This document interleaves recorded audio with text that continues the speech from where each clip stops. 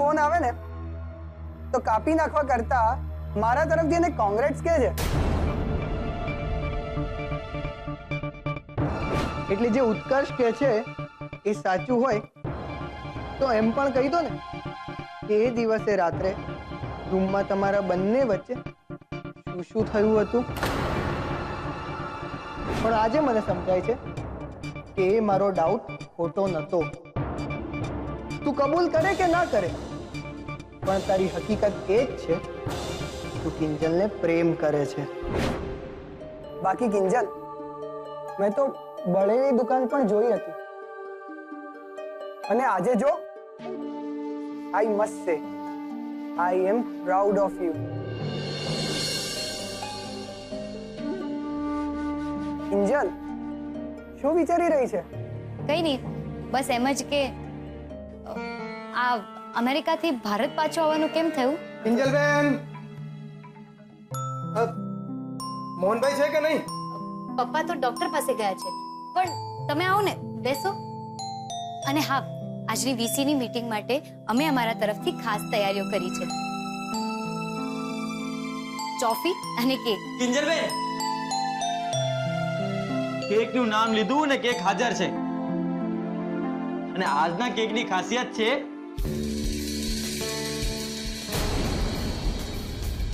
સુશાંતભાઈ. સુશાંત ખાસ નથી, ખાસ તો કિંજલ છે. અને ખાસ તો તારી વફાદારી માટે. બાકી બ્લુ યુનિફોર્મમાં બહુ સરસ લાગે છે હો તું. ગુલાબ, તું જાને કાંતિભાઈને સંભાળ લે. અને હા, વીસીનું બીજું ગ્રુપ પણ આવતું જ હશે, હે ને કાંતિભાઈ? મને લાગે છે કે હવે મારે પણ રજા લેવી જોઈએ. જય અટકેશ.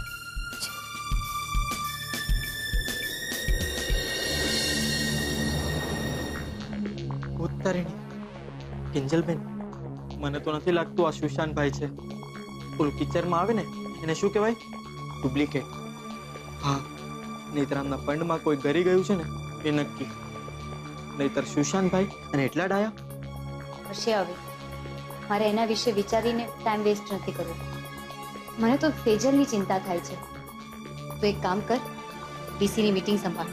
હું મમ્મી પપ્પાને મળીને આવું છું.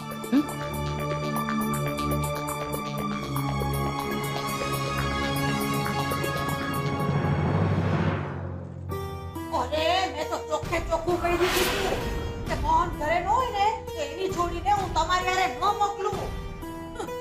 એ જલક ટાઈમ આઉટ જતી રહી. વાહ, તે ક્યાંથી બોલે? હા, એ પપ્પા તમે જ કહો, આપણે સરકારી કામમાં ના કહીએ તો ગુનો દાખલ ના થાય આપણા નામનો.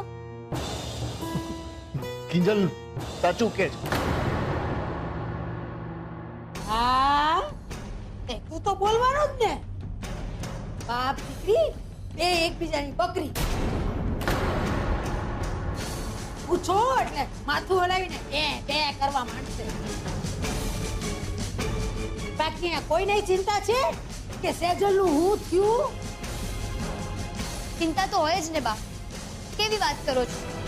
પણ સેજલ અત્યારે ફોન નહીં ઉપાડે.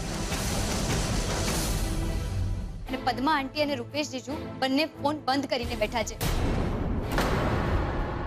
મને કઈ નથી સમજાતું કે હું શું કરું. પપ્પા, મને સેજલની ચિંતા બહુ થાય છે.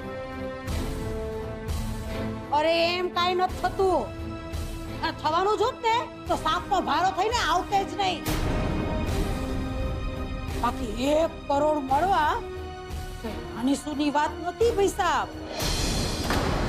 અરે સરકારી માણસ છે, ચામડી ઉધેડી નાખે ચામડી. હું સંઘવી કન્સ્ટ્રક્શનની ઓફિસ જઈને આવું છું. ના પપ્પા, તમારે ક્યાંય જવાની જરૂર નથી. તમે હમણાં જ ડોક્ટરને ત્યાંથી આવ્યા છો. આરામ કરો, હું જોઈને આવું છું. કિંજલબેન, કિંજલબેન, તમે જલ્દીથી દુકાને ચાલો. ઓલા ઇન્કમ ટેક્સ વાળા દુકાને આવ્યા છે.